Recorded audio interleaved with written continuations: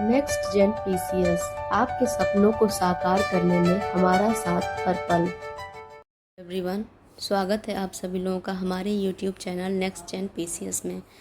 दोस्तों, आपको पता होगा हम इंडियन पॉलिटी की जो एम लक्ष्मीकांत की बुक है उसको हम कवर कर रहे हैं। उसके शॉर्ट नोट को हम अपने टेलीग्राम चैनल पर प्रोवाइड करवाते हैं और वहाँ और यूट्यूब पर उसके फुल एक्सप्लेनेशन को हम यहाँ पर लाते हैं। ठीक है, तो हम क्या कर रहे हैं, एम लक्ष्मीकांत में अंतर्राज्यीय संबंध को, इसके पहले के जितने भी चैप्टर्स हैं एम लक्ष्मीकांत के, उसको आप यूट्यूब के प्लेलिस्ट में जाके देख सकते हैं। वहाँ पे काफ़ी अच्छे से एक्सप्लेन किया गया है हर एक चैप्टर को, और उसके शॉर्ट नोट का पीडीएफ टेलीग्राम चैनल पर अवेलेबल है। तो अभी हम जो चैप्टर कवर कर रहे हैं उसका नाम है अंतर्राज्यीय संबंध। तो इसके पहले क्लास में पार्ट 1 हम कर चुके थे, आज ये पार्ट 2 है और ये इसका मतलब अंतिम पार्ट है। मतलब 2 ही पार्ट हैं केवल अंतर्राज्यीय संबंध के। तो हम पहले में क्या समझे थे, अंतर्राज्यीय संबंध का मतलब क्या होता है, इसको कौन कौन से कार्य सौंपे जाते हैं, किन किन प्रकार के अंतर्राज्यीय संबंध होते हैं, जैसे जल विवाद से रिलेटेड या फिर से अंतर्राज्यीय परिषदें क्या होती हैं, इन सभी चीज़ों को हमने देखा। आज हम उससे आगे बढ़ते हैं और देखेंगे अंतर्राज्यीय परिषद की स्थापना कैसी होती है। ठीक है, तो चलिए देखते हैं कि जैसा कि आप सभी लोगों को पता होगा, सरकारिया आयोग, कौन सा आयोग, सरकारिया, एक मिनट, सरकारिया आयोग, ये बहुत ही इम्पॉर्टेंट आयोग है हमारे एग्ज़ाम की दृष्टि से। और इसका गठन कब हुआ था, 1983 से 1988 तक में। ये केंद्र राज्य संबंधों के संबंध में इसका गठन किया गया था। तो इसने क्या किया, इसने सुझाव दिया था कि संविधान के अनुच्छेद 263 के अंतर्गत नियमित अंतर्राज्यीय परिषद की स्थापना की जानी चाहिए। तो अगर आपसे कोई पूछे कि अंतर्राज्यीय परिषद की स्थापना का सुझाव किसने दिया था, तो आपका उत्तर क्या होना चाहिए, सरकारिया आयोग। सरकारिया आयोग ने अंतर्राज्यीय परिषद के गठन की स्थापना का सुझाव दिया था। इसने संस्तुति की थी कि अंतर्राज्यीय परिषद को इसी अनुच्छेद 263 के अधीन बनी अन्य संस्थाओं से अलग करने के लिए इसे अंतर सरकारी परिषद कहना आवश्यक है। ठीक है, इनका क्या कहने मतलब था कि इसको अंतर सरकारी परिषद कहा जाए, ताकि जो अंतर्राज्यीय परिषद है इसके अंतर्गत आप देखे होंगे बहुत सारे परिषदों का गठन किया जा रहा है, और वो सारे परिषद किसके अंडर में आ रहे हैं, आर्टिकल 263 के अंडर में आ रहे हैं। ठीक है, लेकिन अंतर्राज्यीय जो परिषद है इसको अगर अलग करना है तो इसको अंतर्राज्यीय परिषद ना कह के, ये क्या सुझाव दिए, क्या कहने के लिए, अंतर सरकारी परिषद कहना उचित होगा। ऐसा किसका कहना था, सरकारिया आयोग का कहना था। आयोग ने संस्तुति क्या की थी कि परिषद के अनुच्छेद 263 की उपधारा ख तथा ग में वर्णित कार्यों की जिम्मेदारी दी जानी चाहिए। ठीक है, यानी कि आर्टिकल 263 जो है उसकी उपधारा ख और ग में जितने भी वर्णित कार्य हैं उसकी जिम्मेदारी दी जानी चाहिए। ठीक है, अब क्या हुआ, सरकार ने सरकारिया आयोग की जो सुझाव थी उसको मान लिया, और उसको मानते हुए बीपी सिंह के नेतृत्व में, मतलब उस समय सरकार कौन थी, जनता दल की सरकार थी, और बीपी सिंह हमारे क्या थे, प्रधानमंत्री थे। ठीक है, इनके नेतृत्व में जनता दल ने 1990 में अंतर्राज्यीय परिषद का गठन किया। तो अब दूसरा प्रश्न हमारा क्या हो जाता है कि अंतर्राज्यीय परिषद का गठन कब हुआ, तो ये है 1990। उस समय सरकार कौन सी थी, जनता दल की सरकार थी, और हमारे प्रधानमंत्री कौन थे, वीपी सिंह थे। ठीक, अब है कि अंतर्राज्यीय परिषद जो है इसके सदस्य कौन कौन थे उस समय। ठीक है, ये बहुत इंपॉर्टेंट है कि अंतर्राज्यीय परिषद के सदस्य कौन कौन होते हैं। तो पहला है अध्यक्ष, कौन होता है, प्रधानमंत्री। दूसरे कौन लोग होते हैं, सभी राज्यों के चीफ मिनिस्टर होते हैं। ठीक है, सभी राज्यों के मुख्यमंत्री, और जो भी केंद्र शासित प्रदेश हैं जहाँ पे विधानसभा है वहाँ के सीएम होंगे, वहाँ के चीफ मिनिस्टर होंगे, और जिन यूटीज़ में विधानसभा नहीं है वहाँ के प्रशासक होंगे, यानी कि राज्यपाल या जो भी प्रशासक वहाँ नियुक्त किए गए होंगे। ठीक है, अब और कौन लोग होंगे, राष्ट्रपति शासन वाले राज्यों के राज्यपाल होंगे, और पीएम द्वारा नामित 6 केंद्रीय कैबिनेट मंत्री यानी होम मिनिस्टर सहित होंगे, होम मिनिस्टर भी इसमें शामिल होंगे। ठीक है, तो आपको ये याद रखना पड़ेगा, ये बहुत इंपॉर्टेंट है कि अंतर्राज्यीय परिषद में कितने सदस्य होंगे। तो पीएम होंगे पहला, सीएम होंगे सभी राज्यों के, ऐसे राज्यों के सीएम, ऐसे यूटीज़ के सीएम होंगे जहाँ पे विधानसभा है। जिन यूटीज़ में विधानसभा नहीं हो वहाँ के प्रशासक होंगे, और राष्ट्रपति शासन वाले राज्यों के राज्यपाल होंगे, और पीएम द्वारा नामित 6 केंद्रीय कैबिनेट मंत्री भी इसमें होंगे। ठीक है, अब नोट हम देखते हैं क्या कि परिषद के अध्यक्ष द्वारा नियमित 5 कैबिनेट मंत्री या राज्य मंत्री जो कि स्वतंत्र प्रभार के होते हैं, परिषद के अस्थायी आमंत्रित सदस्य होते हैं। ठीक है, उनको बदला नहीं जा सकता, वो अस्थायी होते हैं लेकिन आमंत्रित सदस्य होते हैं। ठीक है, अब ये परिषद जो होती है अंतर्राज्यीय, केंद्र राज्य तथा केंद्र शासित प्रदेशों से संबंधित विषयों पर संस्तुति करने वाली निकाय होती है। आपको पहले भी बता दी कि अंतर्राज्यीय परिषद, एक मिनट, अंतर्राज्यीय परिषद जो होती है केंद्र व राज्य तथा केंद्र शासित प्रदेशों से संबंधित जितने भी विषय होते हैं उस पे क्या करती है, संस्तुति करती है। इसका उद्देश्य क्या होता है, ऐसे विषयों पर इनके मध्य परीक्षण, विचार विमर्श तथा सलाह को से समन्वय को बढ़ावा देना। ये पहले भी आपको समझा चुकी हूँ, तो इसको मैं यहाँ पे फुल एक्सप्लेन नहीं करूँगी। अब विस्तार पूर्वक इसके कार्य को अगर देखें तो हम पहला क्या देखते हैं कि इनका कार्य ऐसे विषयों पर अन्वेषण तथा विचार विमर्श करना जिनमें राज्यों अथवा केंद्र के साझा हित निहित हों। ठीक है, दूसरा क्या है कि इन विषयों पर नीति तथा इनके क्रियान्वयन में बेहतर समन्वय के लिए संस्तुति करना, ऐसे दूसरे विषयों पर विचार विमर्श करना जो राज्यों के सामान्य हित में हो और अध्यक्ष द्वारा इसे सौंपे गए हों। आप लोगों को समझ में आ रहा होगा। ठीक है, क्योंकि मैं पहले ही कि अंतर्राज्यीय जो परिषद हैं उसके कार्यों को, उसका मतलब मैं एकदम अच्छे से समझा चुकी हूँ इसके पहले वीडियो में। तो अगर आप लोगों को नहीं समझ में आ रहा हो तो इसके पहले का वीडियो ज़रूर देखिए। ठीक है, उसमें अच्छे से इसके डेफिनेशन को समझाया गया है कि इस परिषद का क्यों गठन किया जाता है, इसका पर्पस क्या होता है। तो आपको पता होगा इसका पर्पस होता है कि केंद्र राज्य या केंद्र यूटीज़ के बीच में जो भी, या फिर स्टेट के बीच में जो भी दिक्कत होती है उसको क्या किया जाता है, इसमें सॉल्व किया जाता है। ठीक, अगला इसका कार्य क्या है, परिषद की एक वर्ष में कम से कम कितनी बैठकें होनी चाहिए, 3। मोस्ट इम्पॉर्टेंट है। अगर आपसे कोई पूछ लिया कि अंतर्राज्यीय परिषद जो है उसकी एक वर्ष में कम से कम, ये कम से कम है, अधिक से अधिक कितनी भी बार हो सकती है, कम से कम कितनी बैठकें हो सकती हैं, 3।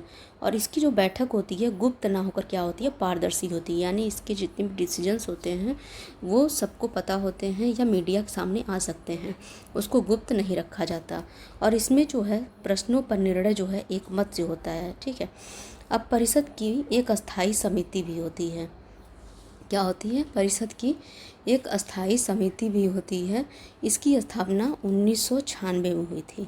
अब ये भी आपका प्रश्न बन सकता है वन लाइनर में कि जो अंतर्राज्यीय परिषद है उसका एक स्थायी समिति होती है, उसका स्थापना कब हुआ था, तो आप बोल सकते हैं 1996 में। और इसका उद्देश्य क्या होता है, परिषद के विचारार्थ, मतलब परिषद के विचार में जो भी मामले लाए गए हैं उन पे कंटिन्यू चर्चा किया जाए। ठीक है, क्या किया जाए, कंटिन्यू चर्चा। और इसके सदस्य कौन कौन से होते हैं, केंद्रीय गृह मंत्री जो कि अध्यक्ष होते हैं, 5 केंद्रीय कैबिनेट मंत्री होते हैं और 9 चीफ मिनिस्टर होते हैं। ठीक है, 9 चीफ मिनिस्टर होते हैं, 5 केंद्रीय कैबिनेट मंत्री होते हैं। ये आप लोग ध्यान रखिएगा, केंद्रीय कैबिनेट मंत्री हैं, स्टेट के नहीं हैं। ठीक है, अब अंतर्राज्य परिषद सचिवालय क्या होता है, परिषद के सहायतार्थ एक सचिवालय होता है। परिषद को सहायता करने के लिए एक सचिवालय होता है। इसकी स्थापना कब की गई थी, 1991 में की गई थी। और इसका प्रमुख जो होता है भारत सरकार का सचिव होता है। प्रमुख कौन होता है, भारत सरकार का सचिव। इसमें आप लोगों को केवल याद करना है, इसमें रटने वाली जैसे कोई चीज़ है नहीं। जो भी आपको समझाना था इसके पहले वीडियो में मैंने अच्छे से समझा दिया है, आप उस वीडियो को देख सकते हैं। अब 2011 से क्षेत्रीय परिषदों के सचिवालय के रूप में भी ये कार्य करने लगी हैं। पहले ये केवल केंद्रीय स्तर पर कार्य करती थी, लेकिन 2011 से जो भी क्षेत्रीय परिषद हैं उनके सचिवालय के रूप में भी ये कार्य कर रही हैं। अब हम देखते हैं लोक अधिनियम, दस्तावेज तथा न्यायिक प्रक्रियाएं। अब ये क्या होती हैं, चलिए इसको हम देखते हैं। देखिए, संविधान के अनुसार प्रत्येक राज्य का अधिकार क्षेत्र उसके अपने राज्य क्षेत्र तक ही सीमित है। ठीक है, संविधान क्या कहता है कि कोई भी राज्य है उसका जो अधिकार क्षेत्र है उसके अपने राज्य तक ही क्षेत्र, जो उसका अपना राज्य क्षेत्र है वहीं तक सीमित है। कहने का तात्पर्य है, मान लीजिए ये कोई राज्य है, दूसरा कोई राज्य यहाँ से शुरू होता है, तो इसके जो रूल्स होते हैं ये यहीं पे लागू होते हैं। ठीक है, यहीं पे केवल लागू होंगे इसके रूल्स, ना कि यहाँ से बाहर जाके यहाँ पे लागू नहीं होंगे। और इसके जो भी यहाँ पे क्या बोलते हैं अधिकार हैं, मतलब इस ए वाले स्टेट की, तो ये ए में ही रहेगा, ना कि बी में रहेगा। ठीक है, अतः यह संभव है कि एक राज्य के कानून और दस्तावेज दूसरे राज्यों में अमान्य हो जाएं। हो सकता है ऐसा हो जाए कि आप एक राज्य में कुछ ऐसे कानून बनाए गए हैं जिसको दूसरे राज्य में उसको वैलिडिटी ना दी जाए या वैध ना माना जाए। ऐसी परेशानियों को दूर करने के लिए संविधान में पूर्ण विश्वास तथा साख उपवाक्य है। ठीक है, कि ऐसा ना हो, कुछ ऐसे भी कानून होते हैं जैसे एक राज्य में एप्लीकेबल हैं दूसरे राज्यों में नहीं हैं, तो वो क्या होते हैं, एक जो राज्य है उसके खुद के द्वारा बनाए गए होते हैं जो दूसरे राज्य में एप्लीकेबल नहीं होते हैं। तो ऐसे हो सकता है कोई ऐसा कानून हो जो इसको होना चाहिए उस राज्य में भी एप्लीकेबल। तो इन सभी परेशानियों को दूर करने के लिए हमारे संविधान में कौन से शब्द को यूज किया गया है, पूर्ण विश्वास तथा साख, ये उपवाक्य यूज किया गया है, जो कि इस प्रकार वर्णित है। पहला क्या है कि केंद्र तथा प्रत्येक राज्य के लोक अधिनियमों, दस्तावेजों, ठीक है, लोक अधिनियमों, दस्तावेजों तथा न्यायिक प्रक्रियाओं को संपूर्ण भारत में पूर्ण विश्वास तथा साख प्रदान है। कहने का तात्पर्य है कि लोक अधिनियम में सरकार की विधायी तथा कार्यकारी दोनों कानून निहित हैं। ठीक है, लोक अधिनियम में कौन कौन से, सरकार के विधायी और प्लस कार्यकारी दोनों कानून निहित हैं। ठीक, सार्वजनिक दस्तावेज में क्या होता है, सार्वजनिक दस्तावेज में यहाँ पे सार्वजनिक दस्तावेज में पुस्तक, रजिस्टर अथवा किसी लोक सेवक द्वारा अपने आधिकारिक कार्यों के निर्वाह में बनाए गए दस्तावेज इसमें शामिल होते हैं। तो इनका जो है ये जो भी बनाए होते हैं दस्तावेज या फिर ये जो सरकार के विधायी कार्यकारी कानून हैं, इनको दूसरे राज्य में भी क्या होगा, पूर्ण विश्वास और साख प्रदान किया जाएगा। दूसरा क्या कह रहा है, ऐसे अधिनियम, रिकॉर्ड, ठीक है, तथा कार्यवाहियाँ जिस प्रकार और जिन परिस्थितियों में सिद्ध की जाती हैं तथा उनके प्रभाव का निर्धारण किया जाता है, संसद द्वारा ये नियम बनाई जाएगी। ठीक है, संसद इसका नियम बना के तय करेगी कि इसके ये अधिनियम जो हैं या रिकॉर्ड या कार्यवाहियाँ हैं किन परिस्थितियों में सिद्ध की जाएंगी या इसका जो प्रभाव होगा, इसका निर्धारण कैसे होगा, ये सब कुछ संसद तय करेगी, ना कि स्टेट लेजिस्लेचर तय करेगी। ठीक है, इसका अर्थ यह है कि उपरोक्त वर्णित सामान्य नियम के प्रमाण को प्रस्तुत करने तथा ऐसे अधिनियम, रिकॉर्ड तथा कार्यवाहियों का एक राज्य का दूसरे राज्य पर प्रभाव संसद के विशेषाधिकार से संबंधित है। ठीक है, ये केवल संसद ही तय करेगी। तीसरा हम देखते हैं, भारत के किसी भी भाग में दीवानी न्यायालय की आज्ञा तथा अंतिम निर्णय प्रभावी होगा। ये केवल दीवानी न्यायालय की बात कर रहा है। इस न्यायिक निर्णय पर बिना किसी नए मुकदमे की आवश्यकता के, मतलब कोई नया आप नहीं करेंगे न्यायिक मुकदमा, यही जो दीवानी न्यायालय का जो भी निर्णय होगा यही कहीं भी प्रभावी होगा। यह नियम केवल दीवानी निर्णय पर लागू होता है। ठीक है, किस पे, केवल दीवानी निर्णय पर लागू होता है, न कि फौजदारी मामलों पे। ठीक, मतलब दीवानी मामले अगर कोई हैं उस पर कोई दीवानी न्यायालय ने निर्णय दे दिया है तो पूरे भारत के किसी भी राज्य में वो लागू होगा, ये फौजदारी मामलों में लागू नहीं होता है। दूसरे शब्दों में अगर कहें तो किसी राज्य के न्यायालय को दूसरे राज्य के दंड के नियमों को क्रियान्वित करने की आवश्यकता नहीं है। ठीक है, अब हम बढ़ते हैं अंतर्राज्यीय व्यापार तथा वाणिज्य। अब अंतर्राज्यीय व्यापार कहने का क्या मतलब है, एक स्टेट ए है और एक स्टेट बी है, इन दोनों के बीच में व्यापार किस प्रकार हो, वाणिज्य किस प्रकार हो, इसकी संभावना को हम देखते हैं कि क्या क्या इसके रूल्स हैं, क्या रूल्स इसके नहीं हैं। तो इसको ये जो वर्णित किया गया है ये संविधान के भाग 13 में किया गया है।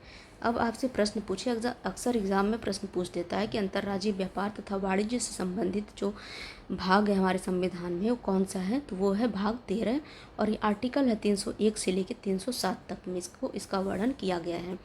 तो 301 में क्या कहा गया है? कहा गया है कि संपूर्ण भारतीय क्षेत्र में व्यापार, वाणिज्य तथा समागम स्वतंत्र होगा। मतलब यहाँ से आप यहाँ जा सकते हैं, यहाँ से यहाँ सकते हैं, कोई रोक टोक यहाँ पे नहीं होगी, कोई बैरियर नहीं होगी कि आप नहीं जा सकते, कोई भेदभाव नहीं किया जाएगा। ठीक है। इस प्रावधान का उद्देश्य क्या है? कि इस प्रावधान का उद्देश्य राज्यों के मध्य सीमा अवरोधों को हटाना, ठीक है, तथा देश में व्यापार, वाणिज्य तथा समागम के प्रभाव को प्रोत्साहित करने हेतु इकाई बनाना। इस प्रावधान में स्वतंत्रता अंतर्राज्यीय व्यापार, वाणिज्य तथा समागम तक ही सीमित नहीं है, बल्कि इसका विस्तार राज्यों के भीतर व्यापार, वाणिज्य तथा समागम पर भी है। मतलब केवल बाहर ही नहीं, इसके अंदर भी जाके कोई ये राज्य इस भी राज्य के अंदर भी जाके अपना मतलब समागम कर सकता है, व्यापार कर सकता है, वाणिज्य कर सकता है। ऐसा नहीं है इसकी सीमा पर ही केवल है। अतः यदि किसी राज्य की सीमा पर पहले अथवा बाद के स्थानों पर प्रतिबंध लगाए जाते हैं तो ये 301 का उल्लंघन होगा। जैसे कि अगर मान लीजिए स्टेट बी है, आप बोले मेरे केवल सीमा तक आप आते हैं, यहीं से आप बाहर चले जाइए क्योंकि आप मेरे राज्य के अंदर प्रवेश नहीं कर सकते हैं, तो ये किसका उल्लंघन होगा? आर्टिकल 301 का उल्लंघन होगा। ठीक है। तो इसमें यही लिखा हुआ है, अनुच्छेद 301 द्वारा दी गई स्वतंत्रता संविधान द्वारा स्वयं अन्य प्रावधानों यानी कि संविधान के भाग 3 अनुच्छेद 302 से 305 तक द्वारा लगाए गए प्रतिबंधों को छोड़कर सभी प्रतिबंधों से स्वतंत्र है। ठीक है। किन प्रतिबंधों से स्वतंत्र है? संविधान के भाग 3। भाग 3 क्या है? मौलिक अधिकार है। उसमें कुछ प्रतिबंध लगाए जाते हैं, जैसे कि आप किसी ऐसे एरिया में नहीं जाएंगे जो आदिवासी इलाका है, कुछ एरिया को उन्होंने कर रखा है मतलब रिजर्व, जिस एरिया में आप नहीं जा सकते बिना परमिशन लिए वहाँ के प्रशासन का। ठीक है। तो अनुच्छेद आर्टिकल 302 305 में ऐसे प्रतिबंधों को छोड़ के बाकी सभी प्रतिबंध से ये स्वतंत्र है, ये जो आर्टिकल है। ठीक है। इसे कैसे समझा जा सकता है कि जो संसद है इसकी शक्ति और राज्य विधानमंडल की शक्ति।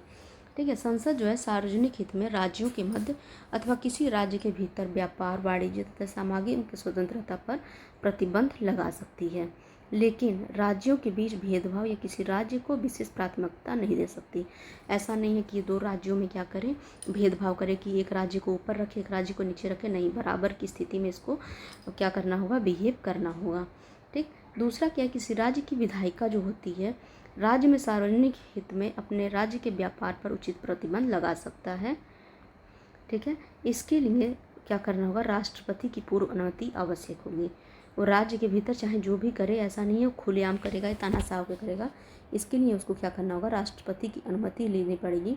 इसके अतिरिक्त राज्य विधायिका एक राज्य को दूसरे पर प्राथमिकता नहीं दे सकती अथवा राज्यों के मध्य विभेद नहीं कर सकती। मतलब राज्य भी किसी भी राज्य के मध्य, ये नहीं है कि किसी से दोस्ती हो तो अच्छा उसको फैसिलिटी दे दे और दूसरे राज्य को फैसिलिटी से वंचित कर दे, ये भेदभाव नहीं लगा सकती। ठीक है।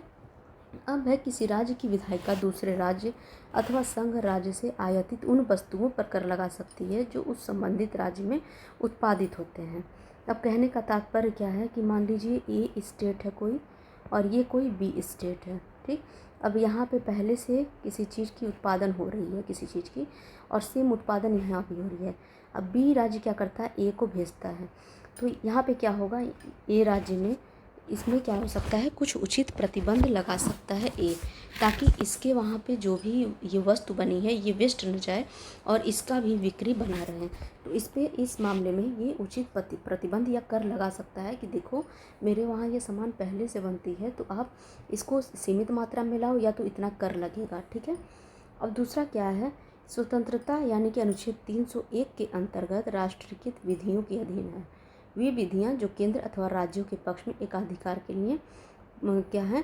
पूर्व निर्दिष्ट हैं। इस प्रकार संसद अथवा राज्य विधायिका संबंधित सरकार द्वारा किसी व्यापार, व्यवसाय, उद्योग अथवा सेवा को जिनमें सामान्य नागरिक क्या होते हैं शामिल न हो अथवा आंशिक रूप से शामिल हो या नहीं हो, जारी रखने के लिए कानून बना सकती हैं। ठीक है। अब क्या है कि सरकार जो संसद है व्यापार, वाणिज्य तथा समागम की स्वतंत्रता को आगे बढ़ाने के उद्देश्य से उचित प्राधिकरण की नियुक्ति कर सकती है तथा इसे प्रतिबंधित भी कर सकती है। संसद इस प्राधिकरण को आवश्यक शक्ति तथा कार्य दे सकती है, किंतु अभी तक ऐसे किसी प्राधिकरण का गठन नहीं किया गया है। ठीक है, अब हम पढ़ते हैं सरकारी एकाधिकार तो हमने देख लिया। अब हम देखते हैं क्षेत्रीय परिषदों के बारे में। क्षेत्रीय परिषदें जो होती हैं वो सांविधिक निकाय होती हैं। कौन सी निकाय होती हैं? सांविधिक। सांविधिक कहने का क्या मतलब है कि संविधानिक नहीं है, इसका गठन जो है संसद के अधिनियम द्वारा बना के किया गया है। ठीक है, जैसे कि जो कि राज्य पुनर्गठन अधिनियम 1956 है। ठीक है, इस अधिनियम के द्वारा इसका गठन किया गया क्षेत्रीय परिषदों का, और ये एक संवैधानिक निकाय नहीं है, जबकि अंतर्राज्यीय परिषदें जो हैं वो संवैधानिक निकाय हैं जिनका आर्टिकल 263 में वर्णन किया गया है। ठीक है, इस कानून ने देश को 5 क्षेत्रों में विभाजित किया है। कौन से कानून ने? क्षेत्रीय परिषद जो है राज्य पुनर्गठन अधिनियम 1956 ने देश को 5 क्षेत्रों में विभाजित कर दिया है। ये 5 क्षेत्र कौन से हैं? ये 5 क्षेत्र हैं उत्तरी, मध्य, पूर्वी, पश्चिमी और दक्षिणी। ठीक है, तो अगर आपसे कोई पूछे देश को 5 क्षेत्रों में किस अधिनियम ने विभाजित किया है, तो आपको उत्तर पता होना चाहिए, राज्य पुनर्गठन अधिनियम 1956। ठीक है, अब देखते हैं ऐसे क्षेत्र बनाते समय किन बातों को ध्यान में रखा जाता है। तो ऐसे क्षेत्र जब भी बनाए जाते हैं तो पहले तो देश का प्राकृतिक विभाजन किस प्रकार का है, नदी तंत्र अथवा संचार का साधन देखा जाता है, सांस्कृतिक एवं भाषाई संबंध देखी जाती है, आर्थिक विकास की आवश्यकता कैसी है वो देखी जाती है, फिर देखा जाता है सुरक्षा तथा कानून और व्यवसाय से संबंधित मुद्दों को देखा जाता है। ठीक है, अब इसमें कौन कौन से सदस्य होते हैं ये बहुत इंपॉर्टेंट हो जाता है कि क्षेत्रीय परिषद में कौन कौन से सदस्य होते हैं। तो पहला है केंद्र सरकार का गृह मंत्री, केंद्रीय गृह मंत्री होंगे। ठीक है, दूसरे क्या है? क्षेत्र के सभी राज्यों के सीएम होंगे। क्षेत्र के प्रत्येक राज्य से 2 अन्य मंत्री होंगे। और तीसरा है डी है चौथा, क्षेत्र में स्थित प्रत्येक यूटीज के प्रशासक होंगे। ठीक है, अब क्षेत्रीय परिषद के सलाहकार।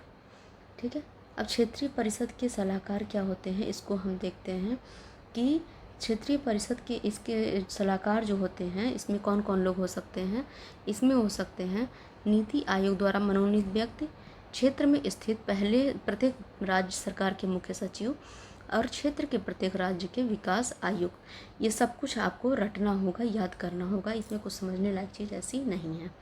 ठीक है, और क्षेत्रीय परिषद केवल चर्चात्मक व परामर्शदात्री निकाय है, ये आपको पता रहना चाहिए। मतलब केवल परामर्श दे सकती है और चर्चा कर सकती है उन मुद्दों पे, ना कि डिसीजन दे सकती है। ठीक, अब देखते हैं हम पूर्वोत्तर परिषद के बारे में। पूर्वोत्तर परिषद क्या होती है? ठीक है, क्षेत्रीय परिषदों के जो उद्देश्य होते हैं पहले हम इसको देख लेते हैं, फिर पूर्वोत्तर परिषद के बारे में देखते हैं। क्षेत्रीय परिषदों के भी उद्देश्य मुख्यतः क्या होते हैं? राज्यों, केंद्र शासित प्रदेशों तथा केंद्र के बीच सहभागिता तथा समन्वयता बढ़ाना। ये परिषदें जो होती हैं आर्थिक तथा सामाजिक योजना, भाषाई अल्पसंख्यक, सीमाई विवाद, अंतर्राज्यीय परिवहन आदि जैसे संबंधित विषयों पर विचार विमर्श तथा संस्तुति करती हैं। ये केवल चर्चात्मक क्या होती है? परामर्शदात्री होती हैं, मैं पहले बता दी। और इनका उद्देश्य क्या होता है? भावुकतापूर्ण देश का एकीकरण करना, तीक्ष्ण राज्य भावना, क्षेत्रवाद, भाषाई तथा विशेषतावाद के विकास को रोकने में सहायता करना, विभाजन के बाद के प्रभावों को दूर करना ताकि पुनर्गठन, एकीकरण तथा आर्थिक विकास की प्रक्रिया एक साथ चल सके। फिर है केंद्र तथा राज्यों को सामरिक तथा आर्थिक विकास पर एक दूसरे की सहायता करने में तथा एक समान नीतियों के विकास के लिए विचार अथवा अनुभवों के आदान प्रदान में सक्षम बनाना, मुख्य विकास योजनाओं के सफल तथा तीव्र क्रियान्वयन के लिए एक दूसरे की सहायता करना और देश के अलग अलग क्षेत्रों के मध्य राजनीतिक साम्य सुनिश्चित करना। ठीक है, अब पूर्वोत्तर परिषद क्या है? उपरोक्त क्षेत्रीय परिषद के अतिरिक्त एक पूर्वोत्तर परिषद का गठन किया गया है। ठीक है, जो कि अलग संसदीय अधिनियम पूर्वोत्तर परिषद अधिनियम 1971 द्वारा इसका गठन किया गया था। कौन सा संसदीय अधिनियम है? अब अगर आपसे कोई पूछे पूर्वोत्तर जो परिषद है इसका गठन क्या राज्य पुनर्गठन अधिनियम 1956 के अंतर्गत हुआ था, तो आपका उत्तर होगा नहीं। इसका गठन हुआ था संसदीय अधिनियम पूर्वोत्तर परिषद अधिनियम 1971 के अधीन। ठीक है, अब इसमें कौन कौन से राज्य शामिल हैं ये बहुत इंपॉर्टेंट है। इसमें राज्य देख लीजिएगा पूर्वोत्तर परिषद में असम, मणिपुर, मिजोरम, अरुणाचल प्रदेश है ये। ठीक है, नागालैंड, मेघालय, त्रिपुरा और सिक्किम। इसके कार्य कुछ अतिरिक्त कार्यों के सहित वही हैं जो क्षेत्रीय परिषदों के होते हैं। यह एक एकीकृत तथा समन्वित क्षेत्रीय योजना बनाती है जिसमें साझे महत्व के विषय सम्मिलित होते हैं। इसे सदस्य समय समय पर सदस्य राज्यों द्वारा क्षेत्र की सुरक्षा तथा सार्वजनिक व्यवस्था के रखरखाव के लिए उठाए गए कदमों की जो होती है समीक्षा करनी होती है। ठीक है, अब एक चीज़ आप लोग याद रख लीजिएगा जो मैं यहाँ नहीं की हूँ, या तो मैं इसका PDF में फ़ोटो भेज दूँगी। पहला है उत्तर क्षेत्रीय परिषद जो है, इसका मुख्यालय कहाँ है, ये पूछता है अक्सर एग्जाम में। ये इसका मुख्यालय है नई दिल्ली। मध्य क्षेत्रीय परिषद 5 है ना, तो इसके सारे के मुख्यालय हैं, तो वही मुख्यालय का मैं नाम लिख रही हूँ, आप लोग लिख लीजिएगा। मध्य जो क्षेत्रीय परिषद है इसका मुख्यालय इलाहाबाद है। पूर्वी क्षेत्रीय परिषद का जो मुख्यालय है उसका है कोलकाता। एग्ज़ाम में अक्सर ये पूछता है, आपको याद रखना पड़ेगा। पश्चिमी जो है उसका है मुंबई, और दक्षिणी जो है इसका है चेन्नई। इसका मुख्यालय कहाँ पे है, चेन्नई। ठीक है, तो ये रहा दोस्तों हमारा अंतर्राज्यीय परिषद से संबंधित विषय ये चैप्टर। अब इसका अगला चैप्टर जो है इसके अगले वीडियो में देखेंगे हम, अगले लेक्चर में। तो इसका PDF मैं टेलीग्राम चैनल पर भी सेंड कर दूंगी, आप वहाँ पे जाके इसको डाउनलोड कर सकते हैं। और अगर आपको वीडियो अच्छी लगती है प्लीज़ आप कमेंट किया कीजिए, आपको कैसी लगती है वीडियो। अच्छी लगती है तो भी ठीक है, नहीं अच्छी लगती है, कुछ सुझाव देना चाहते हैं तो आप कमेंट में बता सकते हैं। और अगर आपको कुछ और भी सुझाव देने हैं तो भी आप बिना हिचकिचाहट के मुझे सुझाव दे सकते हैं ताकि मैं सुधार कर सकूं अपनी वीडियोस में। और अगर आप चाहें तो शेयर भी कर सकते हैं ताकि और लोगों को अगर लगे कि कुछ काम की है वीडियो तो लोगों तक पहुंचे और उनको भी हेल्प मिल सके। ठीक है, तो मिलते हैं अगले वीडियो में, तब तक के लिए नमस्कार।